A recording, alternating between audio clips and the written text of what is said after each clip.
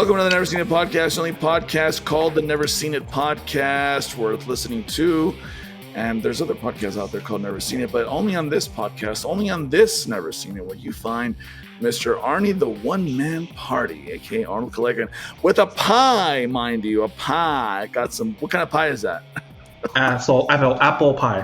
Are you gonna mukbang that while they're gonna mukbang on live on the show. What'd you call me?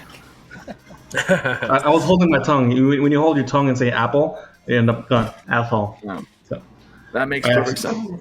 Yeah. We have Mr. Daily Dares, aka Filipino Grigio, Mr. Alex Calego, the brothers Calego, Mr. Donnie Appleseed, aka Donnie Guzman, the cousins Calego, Mr. Shibs the Zombie, aka Justin Holden. And then there's not related to me is Boots Too Big, aka Adrian De La Torre. You know, I was listening to, was it our Inland Empire or Tombstone episode, and I was listening to it from the start, and I didn't introduce you guys and any of us in that episode. I just got right into it. I think because we got distracted by something. Somebody played a weird sound. Distracted by the not the Casper Van Dien, but yeah, that's what it was. It was the Casper Van Dien mask. Oh. Or the Casper, but yeah, James Vanderbeek mask. James Vanderbeek, yeah, Diplo, yeah. Is he a DJ on the side? Is that the origin to that? I missed that whole thing. No, it's because he looks like Diplo. He looks like Diplo. Okay, who is a DJ? He looks like Diplo. He looks like Diplo, and then they made a TV show because he looked like Diplo. Ah, I see. I'm waiting for the Ben Davis TV show, personally. The last time I saw Diplo, I was rolling. What? No, just kidding. But anyway, so that's the cast of characters on this show, and what are we talking about tonight? We're talking about the 1998 film directed by the Coen Brothers, Joel and Ethan Coen, the Big Lebowski. His name is Lebowski? That's your name, dude. This is one of my favorite films. Jeffrey the Dude Lebowski, a Los Angeles slacker who only wants to bowl and drink White Russians, is mistaken for another Jeffrey Lebowski, a wheelchair-bound millionaire, and finds himself dragged into a strange series of events involving nihilists, adult film producers, ferrets, errant toes, and large sums of money. I love that. The nihilist part is what gets me. I think that part is great. Anybody here a nihilist? By chance, anybody here practice nihilism? Justin, you a little bit? What's a nihilist? A nihilist is a person who just believes that there's no meaning to everything. If you guys remember our mutual friend Tim, he was always like, none of this matters. That's very nihilistic, right? That's a nihilistic take, is like when you think that there's no meaning. Now, as a parent, and Donnie, you can probably relate to this, having a child makes you realize maybe there is more to life than nothing. I would think so. I would hope so, right? So, yeah. Anyways, I agree. What's the total opposite where you believe that everything's connected? An optimist? I don't know. Actually, that's a good question. I'm not a nihilist. I'm a communist. Very good, comrade. What is the opposite of I have to ask Chat. I asked Chat GPT everything now. By the way, an existentialism. Is that it? An existentialist? Yeah, I believe that's kind of like the opposite. So that was actually Google, by the way, not ChatGPT. But why did I pick this movie? I picked this movie because this is one of my favorite movies of all time. This is a comedy. It's almost kind of a comedy crime caper with some surrealistic elements to it. I think Jeff Bridges. I mean, the cast is loaded, by the way. You got Jeff Bridges, John Goodman, Julianne Moore, Steve Buscemi, David Huddleston, Philip Seymour Hoffman, Tara Reid. Now, there's a name I haven't heard in a long time. I mean, it's a stacked cast of who's who, especially for the late 90s. But the reason why I picked it is because it's probably the most quotable movie up there with like the likes of Anchorman. There's so many memes about this movie. I actually just pulled up a bunch of pictures, like the whole Walter, am I the only one around here meme? Am I the only one around here who gives a shit about the rules? And then there's like, well, that's just like your opinion, man. Yeah, well, that's just like your opinion, man. That type of stuff. I mean, I am all for that sort of thing. It's been in the cultural zeitgeist for so long, and I think there's something to it, right? When a movie this old lasts this long in the cultural zeitgeist, you've done something right. So, Arnold, I want to start with you, though. I think you're the only one here who has not seen this movie, so I wanted to ask you, you're fresh off the presses. What was your perception of this movie before you watched it? Like, what did you know about it? I really didn't know. I was like, the Big Lebowski. What does that sound like? My first thought was the Big Valboski, which is Val Venus from WWE. Who was his gimmick was he was a former porn star turned wrestler, and so everything this was like what, late 90s, mid 90s. Big Valboski. The big Valboski. Oh yeah. I think I might have quoted him in another episode before. Oh, I think it was in the Tombstone episode. With the I came, I conquered, then I came again. And I really didn't know what it was. I was like, is it like a like Mission Impossible? Like, oh, the Big Lebowski. Like he's the man, like with a master plan who can find out whatever. But he was kind of the opposite. He was didn't have the master plan. He was just kind of going with the flow, and things just happen. He's a stoner, right? Midnight toker. Yeah, exactly. I thought that it was the other way around. I thought there was a porn star to wrestler pipeline, but you're saying it's a wrestler to porn star pipeline. Now that's interesting. I always thought it was the other way around. No. It was a porn star to wrestler. Oh, okay. So I was okay. That makes more sense. Didn't the Hulk do some? Now you know what? Never mind. We're not going to get into Hulk. He's We're talking about arrested the porn star. yeah. Sylvester Stallone. Sylvester. Well, he wasn't a wrestler though. But I did hear about that. He was known as the Italian Stallion. Which, by the way, we had an Italian Stallion on this show, but he's gone. Oh, Girardi. Hey, A friend of the show. Isn't he getting married soon? He is actually. Shout out to Girardi for tying the knot. Congratulations. Yeah. Don't ever hear this, but we're going to say it anyway. Did you want to hear the Val Venus song? I mean, is it copyright protected? I don't know. I've never heard this IP before. I don't know. Well, go ahead. We'll cut it out if we'll have a research department look into it. Can you hear that? I can. That's funky. The best part is Is that a harmonica? That's not the It's Eagles, like a is it? harmonica. I thought it's a saxophone, no? Yeah, it's Oh, actually. I couldn't I don't imagine know. from what it sounds like. Oh, a saxophone? It sounded like a harmonica. No. As Sounded long like as it's the not the saxophone Eagles. playing a harmonica. In his entrance video, there was a guy who would come out like in the video. He'd like playing a saxophone. Like, that's to that note. That was very Bill Clinton coded. Arnold. I So, think it so was tell me- because it was the 90s. exactly. Yeah, Yeah. the Clinton years. So Arnold, tell me this: can you relate to the dude? Do you sort of see yourself kind of in him a little bit, or him in you? If I feel like I you're pretty chilled out, like him. if I continue on the same on the same route that I was in high school, then maybe. I remember thinking that the life would be to just smoke weed and just go about your day. But then, this was before he had any bills and stuff. And then I wonder how did he get money? He just happened to. I don't even know that that's ever explained. No, they explain it. Okay. the beginning, So I think. Go ahead. he's actually so when he's having they just finished having sex with whatever her name is, Julianne Moore's character, and they're laying there and he's kind of explaining like, so what do you do? He's like, well, I don't really do much, like, but how do you pay for things, And he goes, well, I wrote a couple books, and That's right. so I think he's living off of residuals from those. And then he was like, Royalty, I can't remember what he was like, the something 8. I was like, I was one of the 8. And then he's like, then I toured with Metallica. He's like, oh, she's like, oh yeah. She's like, yeah, I was a roadie. That's And so fun. I then- completely forgot about that conversation. Was that when they were like in bed? Yeah, after Talking? they had sex. Yeah, And then okay, and then he had why is he always smoking roaches? because That's what he does. He's poor. He's poor. He's just like taking. Well, he's whatever not the poor. last of He it. lives within his means. right? Yeah, that's true. Like, Yeah, that's Right, right. That's right. right. That's where Just- he was like laying down, and then he almost, I guess, inhaled the roach almost. Yeah, like That, Have you now guys that I ever can relate. inhaled a about that? roach before? Yeah. Is that That's Justin? relatable for sure. I was saying, have you guys ever like had to smoke a roach and accidentally inhale a roach before? No, Like that? never. No. Arnold talked about that in the past in our 420 Yeah. episode. I did, and Sure have. swallowed it. That was the only time I'd say that I swallowed, Wow. other than this pie.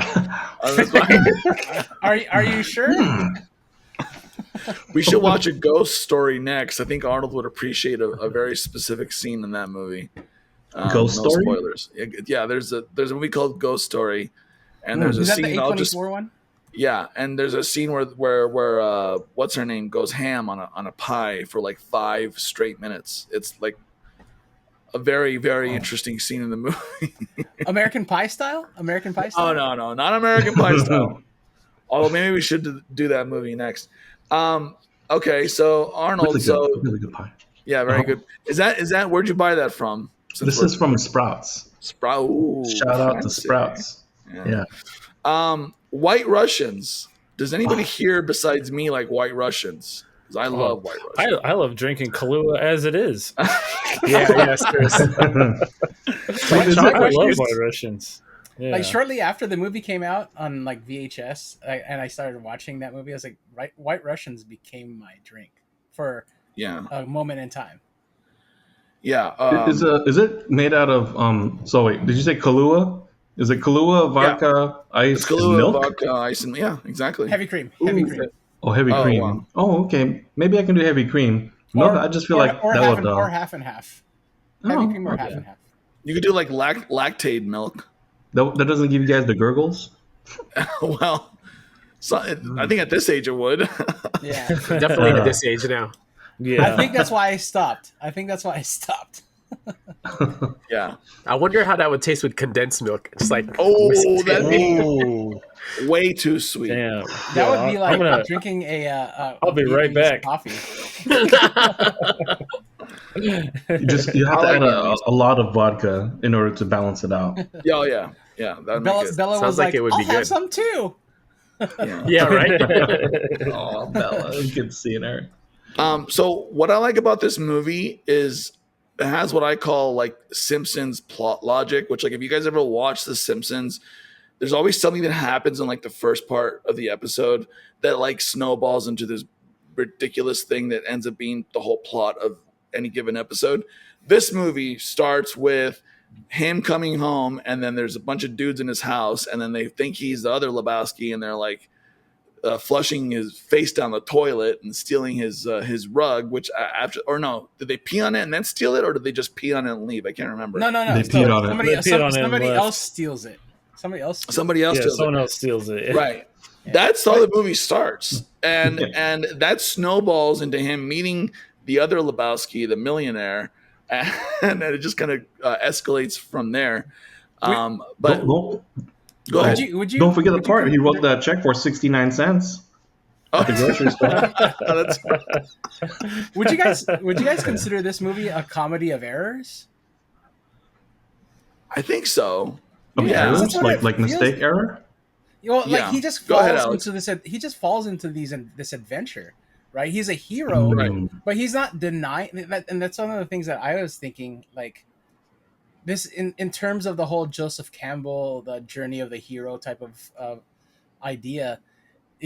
You think about the typical hero journey, and it's like there's like a process where like the hero you have the introduction to the hero declines the journey or whatever, and then he comes into some folly, and then he like finally accepts the adventure, whereas he's like not even like declining it. He's like, yeah, whatever, man, just take me on this ride. And so there's like no like refusal of the journey or the adventure.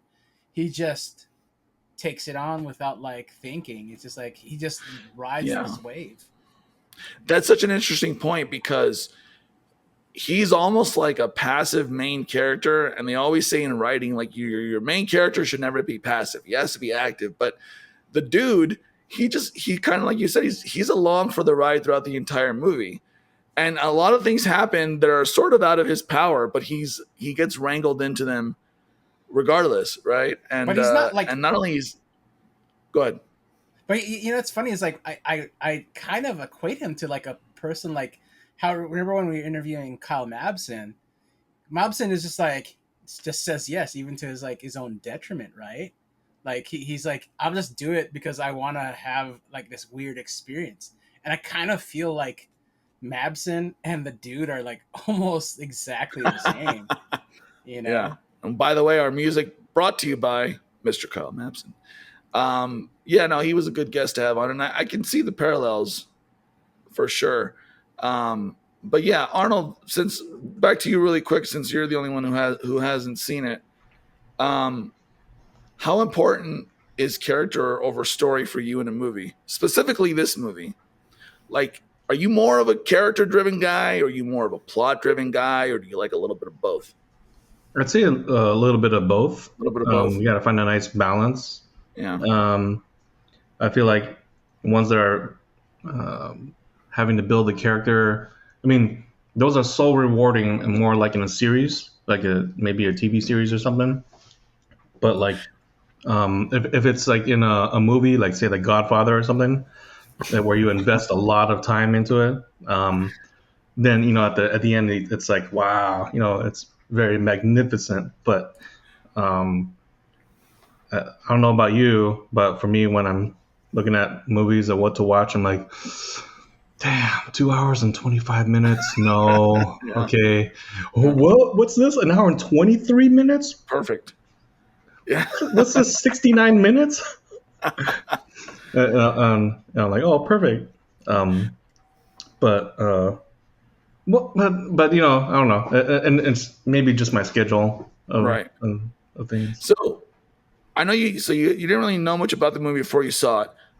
As someone who presumably spends a good amount of time online, were you ever exposed to all the memes? Did you ever think like, who the hell why is John Goodman dressed in a beard and sunglasses and holding a gun? Like, what is that about? Like, did you ever get exposed to any of that? You know what? I don't know. I think I just had a moment right now. Tell us. I've seen those flipping through like memes and stuff, and I'm like, right. I don't get it. What's this all about? Now I do. Guys, that deserves another slice of pie. What do you guys think? I think so. You a little get celebration on that bad boy. By the Let's have this piece. I got this from Sprouts. Somebody got a piece earlier. Is that apple pie, by the way? Yeah, it's Nice. so good. So good. No a la mode. I had to step Now away. you're giving him ideas. No, I'm an apple a day keeps the doctor away. Well, you're enjoying that. An apple a day, not an apple pie a day. No. There's 4 apples worth in here, so I got to make sure to eat a quarter of it at least. And 4 cans of Coca-Cola worth of sugar. Yeah. No, but back to the movie, Alex. I want to start with you for this question because there's a lot of bowling involved in this movie, and I know the Coen Brothers, right? Like, they don't do anything by accident. They're very much auteur filmmakers. What do you think the bowling represents in this movie, Alex? Because I still don't even really understand that. I feel like the bowling in this movie just kind of represents like this casual pastime that kind of almost reflects the dude, right? Most of the time you're sitting down watching other people roll, right? Like a quarter of the, like, depending on how many times like how many people are in your party. Like, say, what's the average like group of people when you go bowling? Maybe like at 4 tops, like 4 or 5. A quarter of the time you're actually standing up and bowling. The rest of the time you're like 3/4 of the time you're just sitting down, and even then, like, you're drinking, you're just socializing with your friends because you're such in close proximity. So it's just kind of this casual.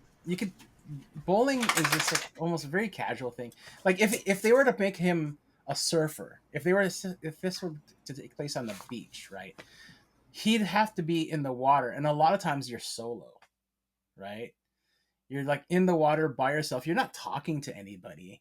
So like, other than like I think bowling, other than golf maybe, but even golf would just be way too boring. And it's more like golf is this like rich people sport, right? Whereas like Right. bowling can be expensive, but it's like you have this one-time fee and you just pay for your ball, right? You don't even have to pay for a ball. You could like use the balls at the bowling alley. You know, you rent the shoes. Like people start investing into it. So this like this everyman sort of sport that like kind of fits the dude's, you know, persona and like lifestyle, because it's relatively cheap. You could sit there for hours, Yeah. and then they like bowling. They have those specials where you're like, oh, bowl for like 3 hours for like $10. You know, And the only real muscle that you need is your forearm, right? And most guys have strong forearms. just say it, Arnold. Say it. Yeah. Say Strong it. forearms. Strong. Arnold, are you lefty or righty? Righty. I'm Show right-handed. your right You know arm what's- with You your mean arm. right with your show, left show hand. your forearms like go like this. Let's see how. That would be funny. Yeah. You got some strong arms. You look like a strong guy, Arnold. Seriously. I'm not. I'm not. We'll pretend you are. Strong. Okay, no, that's an interesting take, Alex. I could definitely see how bowling is more of like the everyman's like, you know, social thing on a Friday night with the boys, grabbing some brewskis, right? Hitting You some could even pins. take a girl on a date if you wanted to. You know, it's like it's a very, you know, ubiquitous kind of like social event, right? Like I would take Yeah. a girl bowling if she, you know, like I was like I was in the mood for. If she was bowling. down. Do all the Yeah. sports with your strong arm. Yeah. She's all like, "Wow!" Wow. Wow. Billiards would have worked good in this movie then too, right? Billy, yeah. Yes. Yeah, but billiards, it's I don't know. It's Yeah, cheap. it's just a You're one sitting around a quarter of the time. I'm Oh, even that's worse true. at Yeah. billiards than I am at bowling, so I would stick with bowling. But let me ask you guys this though: John Goodman steals every scene he's in this movie. My favorite scene is when he loses his shit and he's like pulling his gun out, Yeah. and am I the only one around here? But the next best scene, and this is where him and the dude. This is a little bit later on, and the dude has supposedly Tara Reid's character's toe. And he's like, this has to be a toe. This has to be her. Like, and John Goodman's like, oh, I get you a toe, dude. I can get you a toe right now. You just say the word, I'll get you a toe. I mean, every scene the guy's in is great. What is your guys' favorite John Goodman scene in this movie? And Donnie, I'll start with you. Yeah, the same one that you mentioned in the beginning, where he pulls out the gun and he's like taking the competition seriously, or more serious than everybody else. Yeah. I was cracking up in that scene. And speaking of bowling, I don't think Jeff Bridges' character bowled at all, or we don't Wait. see him bowling. What? Do you remember seeing him bowling? I think I remember seeing him do it once. I don't actually. Now that I think But he about doesn't it, actually. He doesn't. I don't remember actually seeing him bowl. bowl. I don't think he actually. Oh. Yeah, I don't see him actually bowl. Yeah. But Which he's is stands funny, up always because and we're just- in the midst of getting ready Yeah, for yeah. bowling. Yeah, We yeah. never actually. That's But so, we never see him bowl. holy Yeah. moly! Just realized that. So like John Turturro is in there. He bowls. Who John else Turturro, actually yes. throws a ball? Yeah. The Who actually- Jesus. Who else in that like sort of crew actually? Steve Buscemi, does he roll a ball? Yeah. Oh yeah. Uh-huh. Yeah, he does. Yeah. He must, right? And we Wow. actually So see weird, him right? miss I that could be one wrong. pin at Oh, the yeah. end. I could be wrong. I just don't recall it, and I just watched it. That's why I was like, I don't think I seen him bowl. Well, No, yeah, I that's just watched it that's too. another thing Mhm. too. Like, well, he is part of the league. Never mind. Yeah. Because remember, he threatens to get out of the league. Yeah. Oh, yeah. Remember, you don't mess with the Jesus. Justin, what's your favorite? Actually, how about this? What's your favorite, like, just overall scene in general from this movie? Because I know you must have one.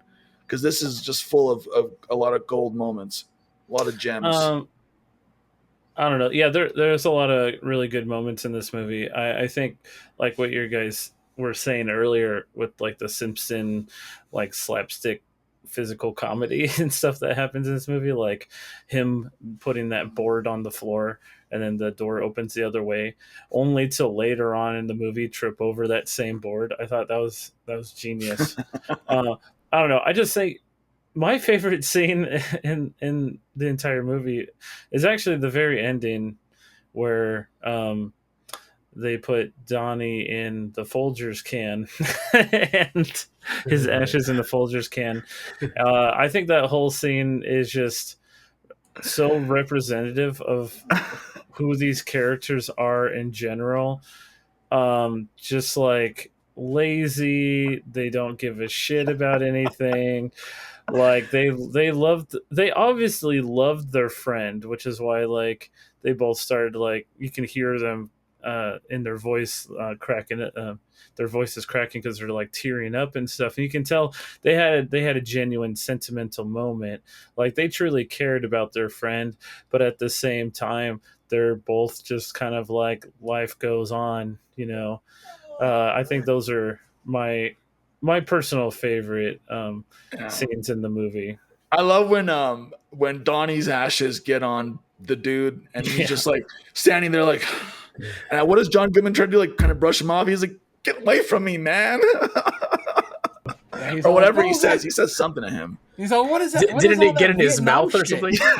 Yeah. Well, he was also like pissed off at Walter, John Goodman, for, like just bringing up all this random Vietnam shit. You know?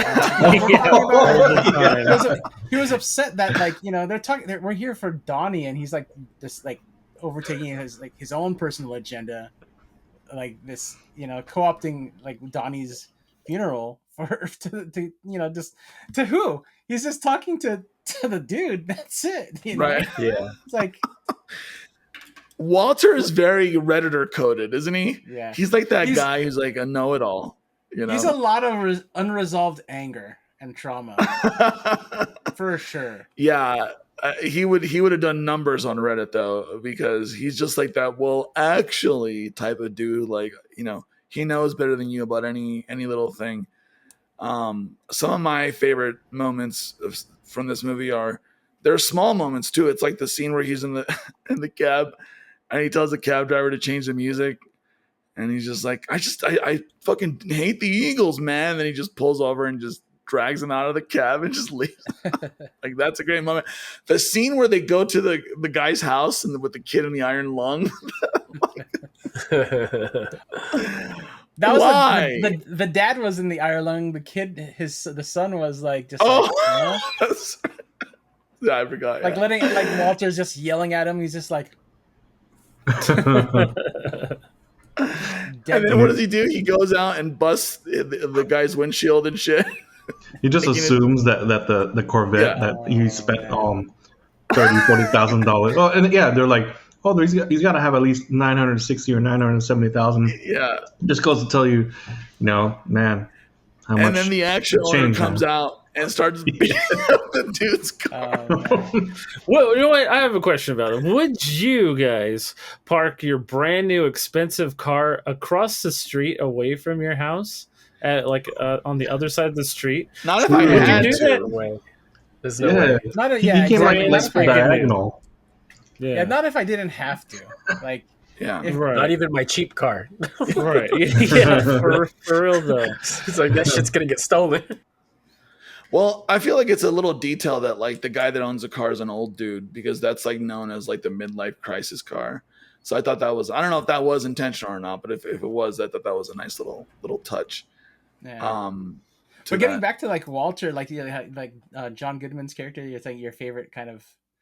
I found him like infuriating. He's so good. I found what? him infuriating.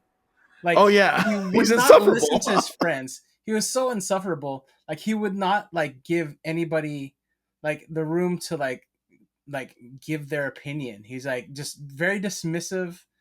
Like what kind of friend are you? But like, it just kind of shows you like how relaxed the dude is. He's just like kind of where like all like somebody like Walter just would roll off his back, and it takes a lot for him to like really get upset, you know. And it's like even then he's just like so forgiving of Walter, you know. And it's You, like, you got to be like that to be his friend, you know, yeah, or to be friends exactly. with someone like that. Yeah, yeah. Which I find such like a really kind of crazy like juxtaposition. Like the dude is just like the ultimate. And it makes sense that you place John Goodman's character with the dude, right? They play Yeah. absolute polar opposite sides of the spectrum, but you need that kind of thing to kind of express how laid back the dude really is. Not just like with all the Right. calamity that ensues in this film, but like just the people he keeps around himself, you know? I think this Yeah. has got to be like one of my favorite John Goodman characters, or it's up there definitely. It's so interesting because John Goodman was in a movie. I think it was a Coen Brothers movie. It was the one where John Turturro is the writer. He's been in so What was many that of the called? Coen Brothers movies. Yeah, I wish I could remember the name. Shoot, yeah, I can't remember the name of it, but I think it's a Coen Brothers movie. But yeah, John Goodman's terrifying in that movie. Like the guy has range, fellas. The guy has range. He can play goofy. He can play scary as fuck. He can play. I think he can play anything, John Goodman. But yeah, and that's why I think he steals every scene he's in. And you're right, Alex. He's the perfect foil for the dude's character in this movie. What did you guys think of the whole when the dude gets drugged and there's that whole musical stage sequence? Arnold, I'll start with you. What did you think of that sequence? Because that really kind of felt like it came out of left field, I would imagine, if you've never seen the movie before, right? It did feel like it came out of left field to me. Yeah. What did you make of it's- that whole set piece? Like, oh, we're going on the trip with him. What did they give him? What was in that drink? Is that very relatable? I've never had that done to me, and I've never done that to anybody. No. Honestly, Was it a roller coaster ride? I was gonna say. no, roller coaster rides are a lot more fun. Yeah. Um, I feel like when there's gangsters involved, there's more of a shovel, right? More of a Oh, shovel. Right, which right, yeah. He kind of did do that going down the stairs when he was like dancing. I was like, whoa, like it was the foot movement, but didn't do the shovel movement. But when he was going down those stairs, he kind of had that little bit of that shuffle dance. So was that to you the weirdest scene in the whole movie? I mean, there's a lot of weird moments in this movie, so I'm just wondering, like, from the perspective of someone who hasn't seen it, like, what was the weirdest, most surreal moment in this movie for you? Okay, so I admit, I started watching it last night after we went to Baskin Robbins, and sugar crashed a little bit. So, Yeah. You didn't have beer with your ice cream, did you? oh hell no, no. They went to the So Marriott. I might have there might have been a few parts that I missed, but but I rewatched it, and I kept on rewinding it last night, and I was like, man, I'm just tired. I got to finish watching it today, which I did today, and I forgot what was the question. The question: what was the most surreal or crazy moment in this movie to you? That was I mean, because it really did feel most out of left field, and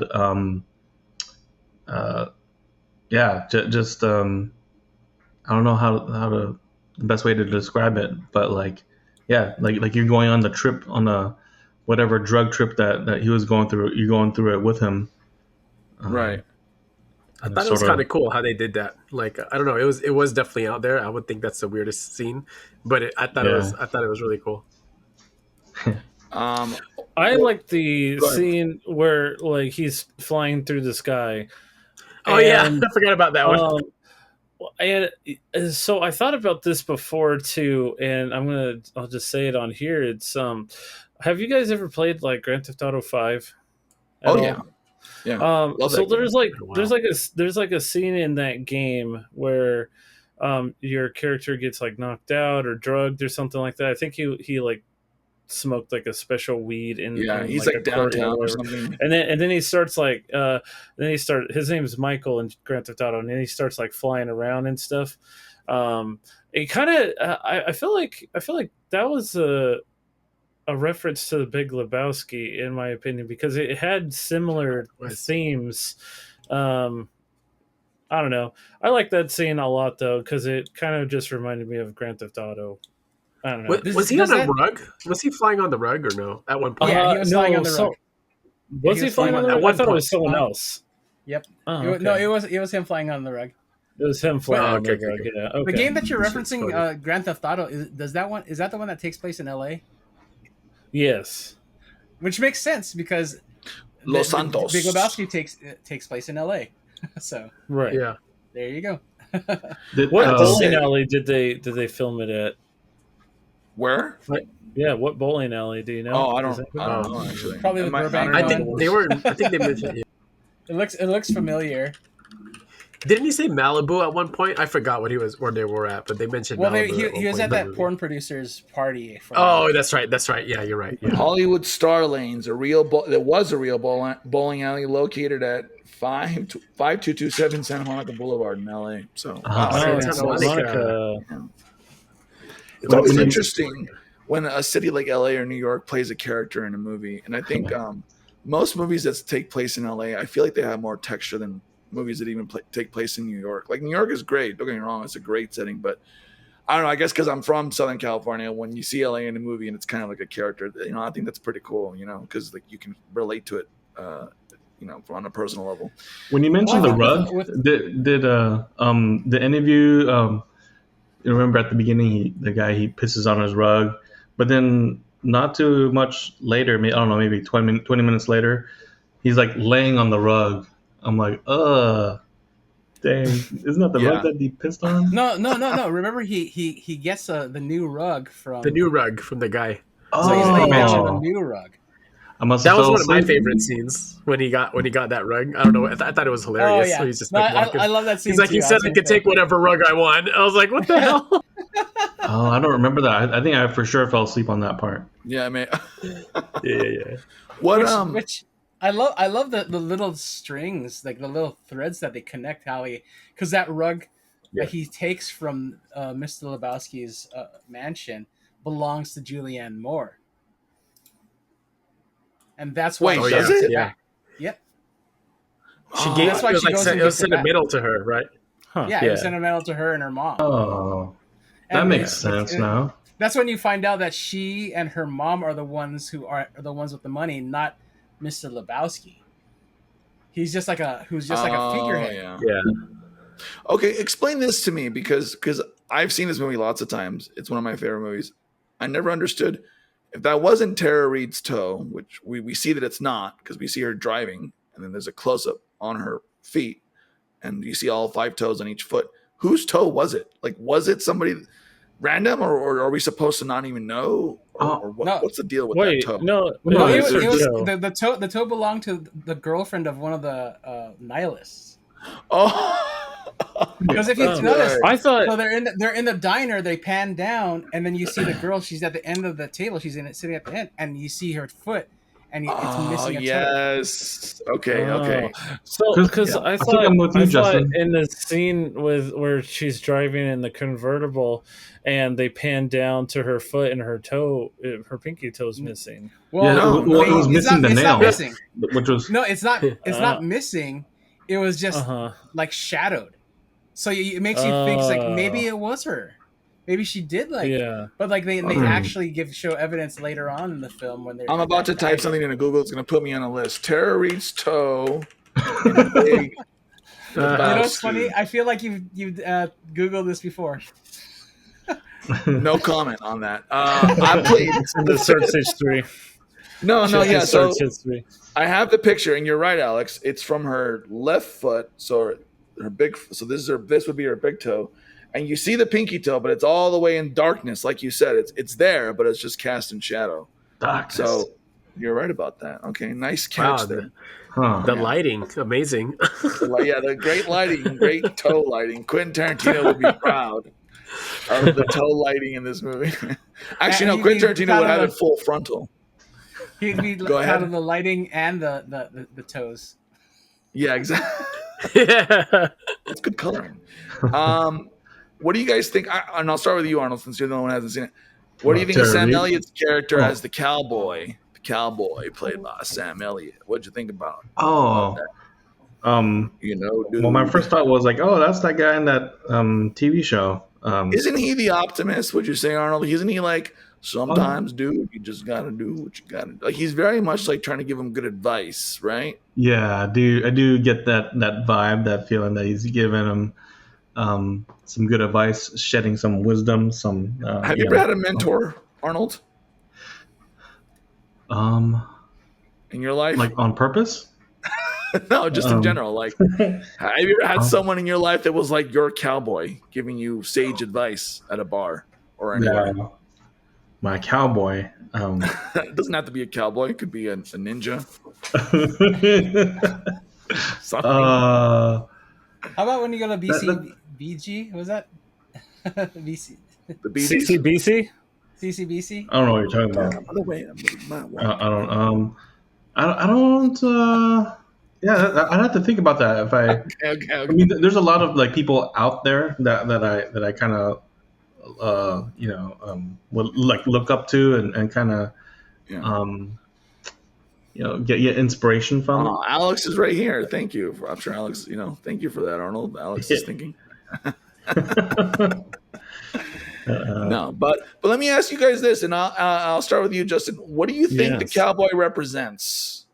I'm glad you came to me next because I've been clamoring. I know you. No, okay. So this is. I honestly didn't do any research. Shame on me. But I'm just gonna throw a personal theory out there. So, Let's like hear it. Sam Elliott's character as the stranger. My theory is that the dude is a pawn in a story being told by the stranger. Now, this isn't. My theory is that this isn't the only story that the dude partakes in these adventures. No matter how mundane, it's kind of like a matrixy kind of thing where it's like you have this stranger who is telling the story as the narrator, but also kind of interjects here and there in moments where it seems like the character of the dude kind of just needs that, regular personal conversation, almost kind of like a boost me up kind of uh, pep talk. Like it's not really a pep talk, but it does come across as one for the character itself, almost Truman Show style. But that's just my theory, is that the stranger is the one telling his story and just using the dude as kind of like a pawn in the story. That's an interesting angle. I I could like see that. Yeah. I like that theory, Justin. And to add on to it, I kind of agree with you that it's almost like, if you think about it, like in true romance, character has a mentor, and his mentor is an Elvis Presley type, right? Always appearing to him at like these like times when he needs it, right? And if you notice, like the stranger is kind of like the mentor. He appears at like these times when you need it. I think you might be right onto a theory. That's like, I think that's a really good thought. Spot on. Yeah. Yeah. I agree. Yeah, I mean, it's just the way it comes off to me when I've seen this movie quite a few times now, and it's just like going from like the beginning to the certain specific like sections of the movie where the stranger just shows up to like the ending of the movie on how like he's telling the story and wrapping it up and things like that. He's kind of like, he's a little bit how do I say he doesn't like let up on the it's escaping my mind. I'm sorry, but it's kind of like he's open-ended when it comes to telling these stories. Even like his intro is kind of just, a walk in the park kind of thing, and then when he wraps up the rest of the movie, it just seems a little bit open-ended, like oh, we might get like another story eventually, or I might tell another story. I don't know, it just seems it seems all around a little bit open ended for a story. So, I I like what you said about like him being a pawn, but I think the pawn is like kind of the wrong word to call him. Like, remember he says the dude abides, right at the very Oh end. yeah. I think you're right when you're Dude saying like he's a somewhat like of a person who's kind of he's like the Watcher from Marvel, you know. But the Watcher is a Yeah. little bit too much. He's like, too much hands off, whereas the Stranger is a little bit in between, and the character in True Romance, the mentor for Christian Slater, is like almost more too hands on. So he's like the perfect medium. Like he's like, and he's like, he knows that the dude is going to be going on these adventures, and almost foresees it, and it steps in when necessary. Like he'll like, so he's not really put like a puppet master per se, like a pawn, but he's also not. He's there. He's definitely like a mentor. Like, you know what I mean? I Wait, agree would you with say you. it's like his conscience also? It Or no? could be. Like It could be. I playing think like devil's advocate, like during the times that he needs him. you could be right. I think that could be his conscience too, or it could be it could be like seen as in so many different levels. It could be like, you know, it's his moral compass, his like, you know, like, or even he could like full on schizophrenia, you know, where he's like having like this like Yeah, that's true. like these like people just appear on him, like he's like, oh, I'm talking to this guy, you know, and Yeah. that's the thing too. He's like, he could like the dude could just be imagining the stranger. So I like that there's like a magical element to Elvis and True Romance, and then the stranger in this movie. I feel like he's like otherworldly almost, right? Like he doesn't really fit in to the story like physically. Like there's a other element to him, which is but they great. play like a supportive role though. They're like, Yeah. I got you. It- Yeah, I really believe in you type of deal. It's funny that you mentioned like schizophrenia, because now that I'm thinking about it, that you mentioned it, it's like maybe like Donnie and John Goodman's character, what's his name? But Walter? yeah, Walter.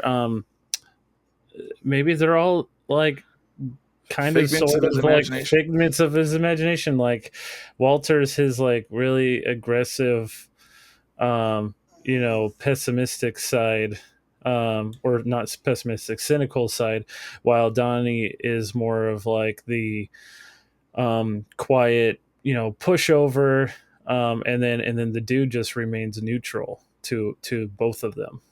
Are you That'd thinking be an like it's like interesting full twist. on? Are you thinking it's full on M Night Shyamalan? What's that universe that he made? Glass. Yeah. and- I was thinking that too. What's that character? Oh, I name? can't remember the name of the movie. Split. Are you think it's like Split, full yeah. on Split? Like he's like, Maybe not to the extent of full on Split, but I think that maybe all the characters represent a piece of the dude. So maybe not necessarily like he has a split personality thing, but it just seems like, you know, the pushover side, you know, what Donnie represents, the pushover side, since Donnie passed away from a heart attack, maybe that's a sign of like maybe the dude actually like learned something from this experience. I Well, don't it's- think it's full yeah. on schizophrenia. I think it like partially just the stranger, but I think you need those characters to actually like John Goodman's character and Donnie to actually exist in reality to Right. balance out that the dude as in That a would be funny storytelling though. device. That would be funny. Yeah. It would be funny. I always think like if it was fan completely, theories.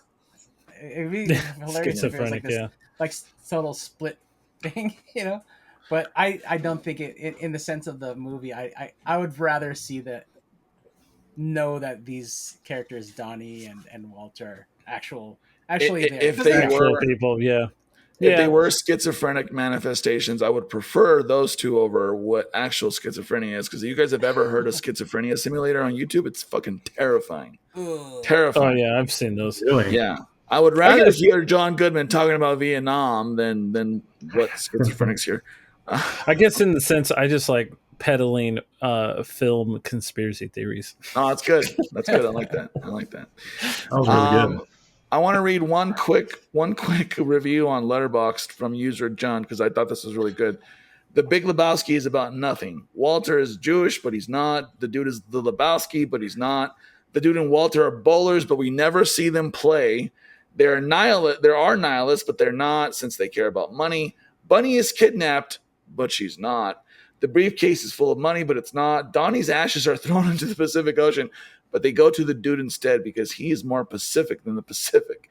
The only thing this film stays true to is the characters themselves that we grow to love and become our friends as time goes by. And I think it's underrated in how clever that is due to how firm of a grasp the Coens have on their work. That's the magic of movies and the magic of the movie. Making such a clever film seems so easy. That's a great review. And I agree 1000%. So good stuff there, fellas. Good discussion. So I think we're at that point. Donnie, let's start with you. What are your final thoughts about this film and where can people find you? Yeah, you can find me at _ Donnie Appleseed, all one word, on Instagram mainly. What do I think of this movie? This is my second time watching it. I haven't watched it since I was in high school. I think it was 99-ish. But I loved it. You know what? The first time I watched it, I don't remember the cast being this good. I was like, I didn't realize that this person was in that movie and this person was in that movie. But great cast, great lineup of quirky characters. I like, classic Coen style movie where with all the twists and stuff. I thought it was really good. But yeah, what are we rated on? Is it a star system of 5? I forget. Yeah, if you want to rate it. Letterboxd 5. Letterboxd 5. Okay, I would give it a 4.5 out of 5. Definitely Nice. Rewatchable. Awesome. Alex, I'll go to you next. Final thoughts. Where can people find you? Well, you can find me on all the socials under Daily Dares. You can go to my Instagram and find the link to all my other links, including the Collectible Galaxy, where I sell all my LinkedIn. Don't try to find me on LinkedIn. Let's make some money. So I feel like, okay, just some quick notes that I had. So I wonder. So Flea from the Red Hot Chili Peppers is in this movie, right? Wait, what? He's one of the nihilists. Oh, yeah. Flea's also been in a lot of other legendary movies, like Back to the Future 2. For someone whose favorite movie this is, I'm not knowing a lot tonight. Go ahead. So I wonder how much I wonder if this is why he doesn't have to do as many Red Hot Chili Peppers albums. Yeah, I like that he's in all 3 or at least the first and third Back to the Future in such tiny roles. But no, he's in the second one too. He's Marty's boss. Remember? Oh yeah, that's right. Yeah. I remember now. Yeah, Marty's boss in part 2. So yeah, he's getting residuals from Back to the Future movies.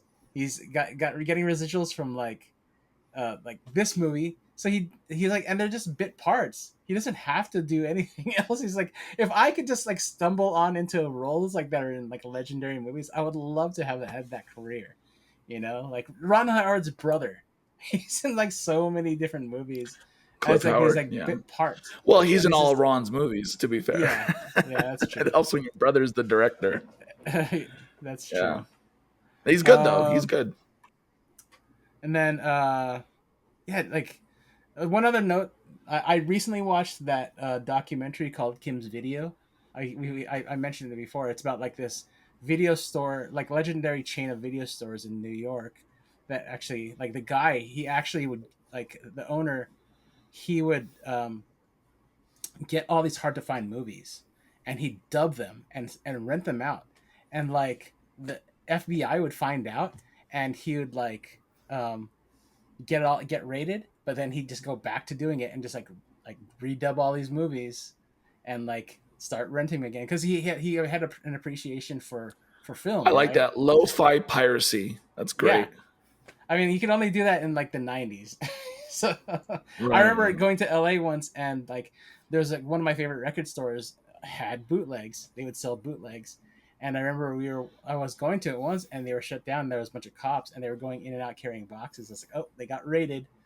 Um, That's but a great anyways, use of police resources, by the way. Was that Amoeba? no, Amoeba No. is above water, so they're like Uh, they've never had any bootlegs. I know there was a place in, like, not to detract from what you're saying, but there was a place in Chinatown in Los Angeles. There was like a little store there, and they sold like a bunch of, like, I think I went there with you, Alex, and I I'm pretty bought sure like you did. a few kung fu movies, and that was where I first discovered the movie like Ong Bak and Yeah. Ip Man with Yeah, and I I remember bought taking those you there. movies. I remember Yeah, taking dude. you there. That was great. And we were like, Dude, they were had so a bunch of kung bootlegged. fu movies. Yeah. They were good But, though. That was my first experience, but yeah. But yeah, so Kim's The lore video runs deep on the Never Seen It podcast. Go ahead.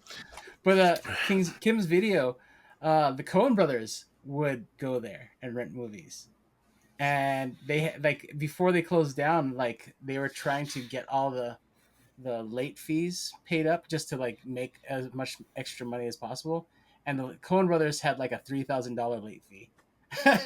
And they never paid it Wow. back. Never paid it back because like Wow. they were always just it was when they were trying to collect. It was like at the time of their heyday of like they were making all these films like Fargo and like the movies that were like big hits, and so they couldn't get a hold of the Coen Brothers. I 'Cause could they would see just get, that. like talk to like assistants or like it's like okay, Yeah. whatever, never mind. They forget about it. I could see a rich person being so petty that they wouldn't pay their late fee. I could totally see that. They ended up like forgiving the Coen Brothers late fees, Oh, which is I think is hilarious. But yeah, overall, I love this movie. It's funny that like when I first watched it, I was like a teenager, probably like 17, 18, and like I remember watching it like just like you, like I remember I was re-listening to the Pan's Labyrinth episode, and Donald, he was saying like, yeah, I had a different view of Pan's Labyrinth than I had today with his recent watching. He's like, I came away with a different meaning, and that was the same thing for me. Like I remember, but I think it's had a lot to do with me working at a video store, being able to rent for free, but also like wanting to like watch as many movies as possible just so I could like have an opinion. And a lot of times I just throw it in there and I'd just be doing stuff and like it'd be on in the background. So like my understanding of the Big Lebowski was kind of like surface level. So I didn't really get it. Like I would like understand the memes and I loved like a lot of the characters in it, but I didn't really after watching it yesterday. That's when I was like, I was just kind of blown away by like how good of a movie it is. I knew it was a good movie. I liked it when I would recommend it, but it was just kind of like very surface level. But now, like after watching it again, you see a lot of the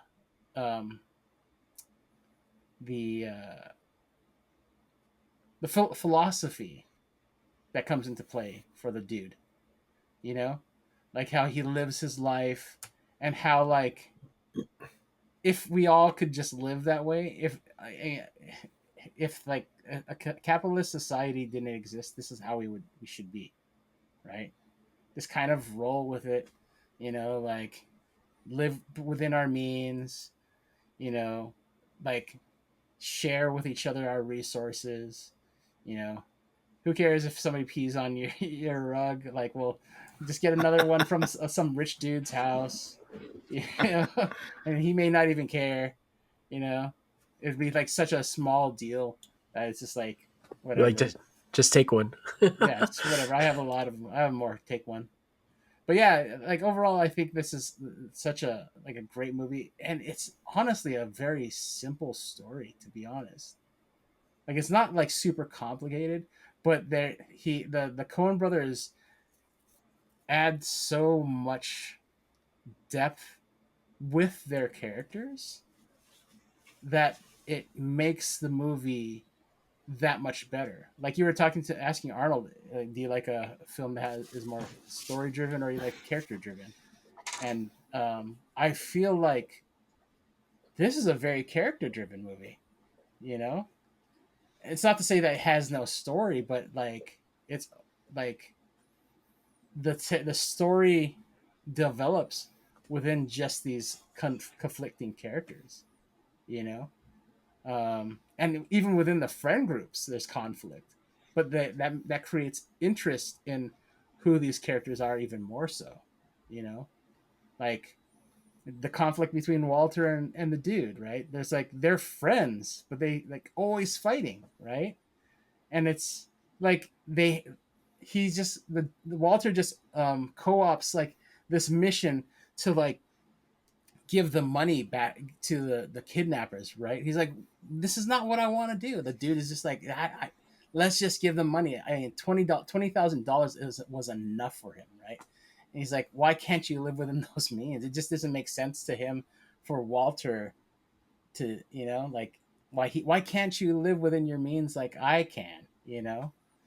So, but like the dude abides, and I abide by my rating of 4 out of 5. Nice. Thank you for that, Alex. That's good stuff. Justin, we'll go to you next. What are your final thoughts? Where can people find you? Yeah, final thoughts. I love watching this movie. This is one of those films that if you're talking to somebody and you're quoting The Big Lebowski, and then they're like, "What's that from?"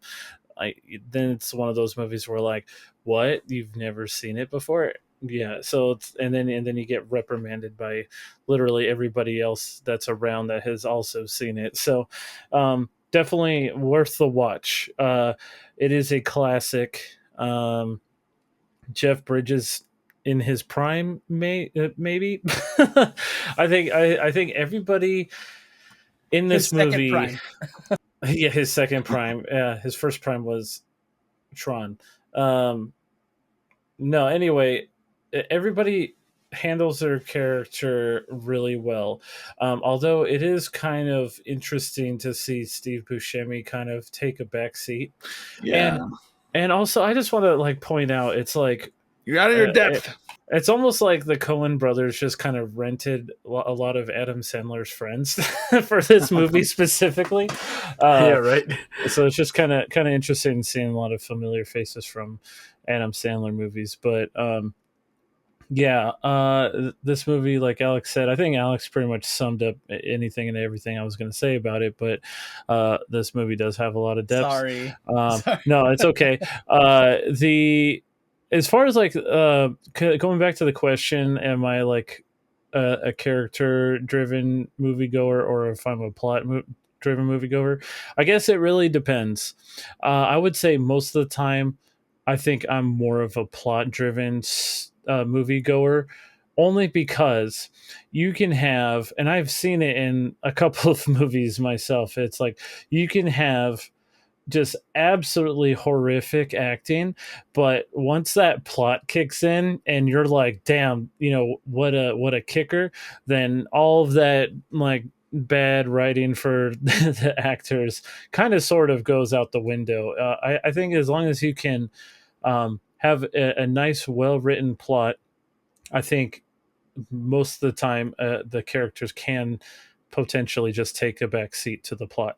So I definitely like plot more than characters, because let's be honest, there's a lot of movies out there where you just sit there and you're like, man, I really hate these characters so much, but this movie is so fucking good. Did you ever see Kids? That's one, or there's a few others. I'm not going to go into details, but yeah. So to sum it all up, I give this movie actually a 5 out of 5. It's one of my favorites. I'm actually very happy we got to watch it, because hearing all of you talk about it really has opened my eyes to like some other things that I didn't really think about. So I appreciate that. So 5 out of 5, Letterboxd. You can find me Shibs the Zombie, SHIBBS the Zombie on Instagram, and you can just follow the links by clicking in my profile and looking at my search history. Well, Palantir is going to have all that anyway, so don't worry about that, Joseph. But thank you for that, though. Arnold, let's go to you next. Final thoughts. Where can people find you? Final thoughts. Well, you can find me at Arnie Collego everywhere. TikTok, Instagram, Snapchat, LinkedIn. You don't want to find me there for some of my comments. I guess maybe that there's a lot of people who I mean, you guys really love this movie. Maybe it's because I fell asleep the first hour yesterday, and kept on having to rewind it. At first, initially, I was like, it didn't really appeal to me. But then I had to say maybe then today, more awake, and I did find it kind of funny, and so maybe I didn't give it its due, give it my full attention, but I did find it. I can sense that there's a high rewatchability. So I'll probably watch it again. But they're going back to like what we're talking about, how John Goodman. He to me he was really great. I love those parts. Like he'll blow up, and then like the dude, he get mad at him for whatever it was, and then he's like, "Fuck it, man, let's go bowl."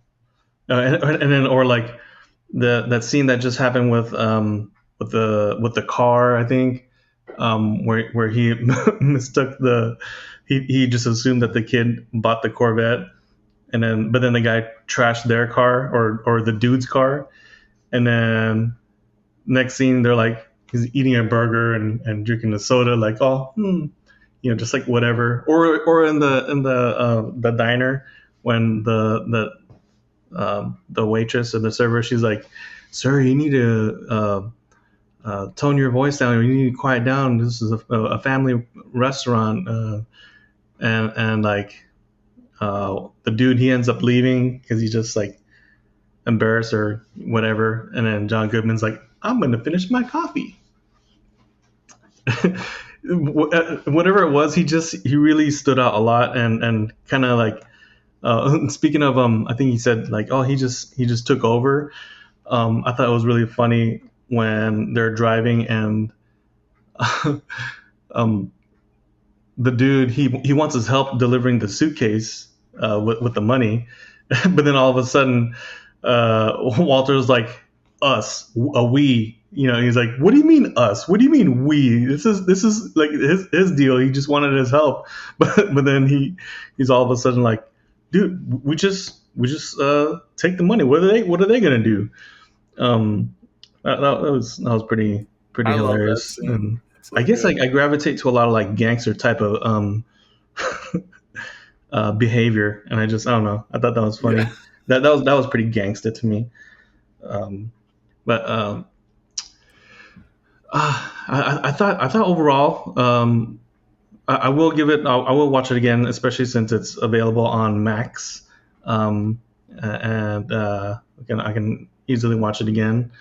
I'll give it another shot, but like from what I saw, and after discussing with you guys and everything, I would give it a 3.5, a Letterboxd 3.5, 3.5 out of 5. I did enjoy it, and so yeah, that's my score, and I'm sticking to it. Well, give it another shot, because I really think this movie will grow on you the more you see it. Because I think it has a high rewatchability value. Considering all the memes, the quotes, and stuff. So definitely give it another shot. And I honestly Go ahead, think Alex. it's like a perfect movie for Arnold. Like I don't know why. When I watched this movie again, I was like, man, I think Arnold would love this film. Oh, you know what? And talking about the dude, he lived the life that I pictured myself. I mean, 18-year-old Arnold. How I pictured my life. I would want to get some sort of income where I don't really have to work, and all I have to do is just I can just smoke weed all day every day. That's what we gotta sell that pilot. You know what I'm saying? Get some royalties off that. Oh, that pilot. I thought. Yeah. What did you think I meant? I thought you were telling me to sell myself. No. I would never. No. Never let you stoop that low, my friend. Arnold, you are you don't have a price. You're what's the word for something that doesn't have a price because it's worth so much more than money? 69 cents.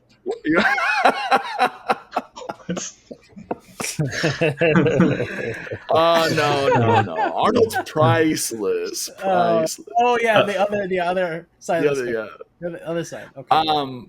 But hey, Arnold, before Arnold's we let you go, blue light special. Yeah.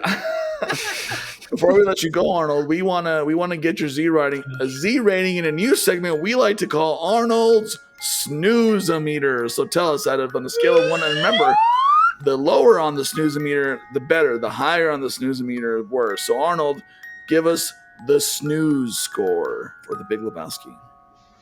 If you're borderline diabetic, do not have ice cream before this movie. Do not, because it'll affect the score. It won't be a fair score. And I really feel like I didn't play this one fairly. I gave into it. I even ate my stepdaughter's leftover ice cream that she couldn't finish. I just was like, "You're not gonna eat it? Okay."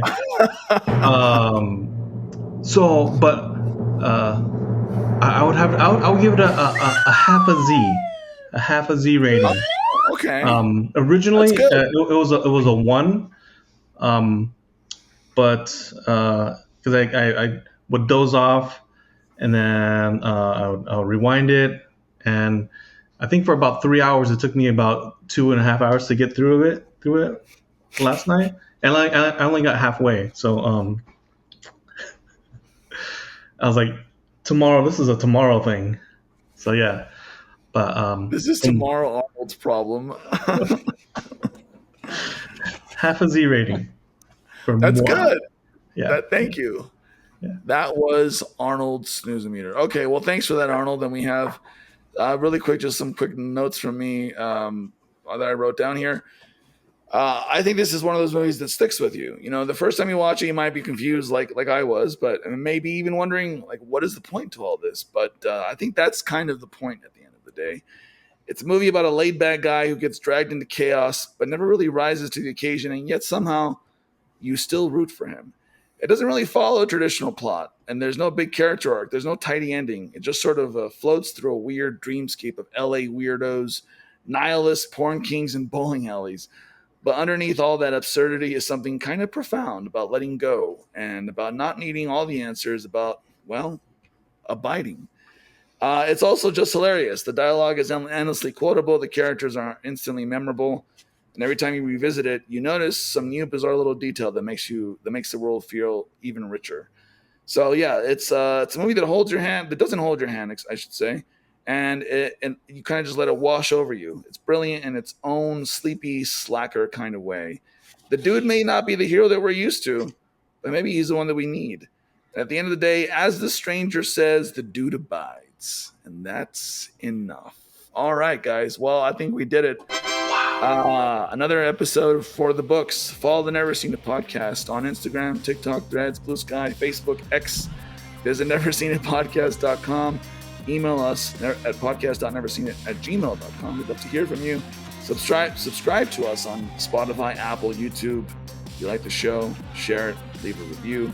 Big thanks to Mr. Kyle Mapson of Burn Cycle for our music. Follow him on Instagram, selfies_food_and_pets. Thanks for listening. And really quick, Justin, you got some new ink. Would you mind showing us your new ink? It's on my dick. Hey, was that a no? What is that, by the way? It's upside down, but it's Sailor Moon. Oh, that's nice. Which you recently mentioned on our DD episode, how you were into Sailor Moon back in the day. Yeah, and that was before it was cool to be outwardly into that sort of thing. Now you're completely embracing it. Yeah, now I love I'm that. Embracing it. You freaking weeb. Yeah. Yeah. And that right there is a character arc. Okay, guys. Any final thoughts from the gentleman? I have something. Shut the fuck up, Donnie. Get out of your element. No, go ahead, Don. What made me look it up, but I wanted to see how many times they said "dude" in this movie versus "dude, where's my car?" And so it's funny that this movie they say it 160 times, and then "dude, where's my car?" they only say it 128. I was like, "Oh, no way!" Wow. That's pretty good. Interesting. That's Huh? good stuff. Anything else? That's it. I'll shut up All now. right. Oh, no.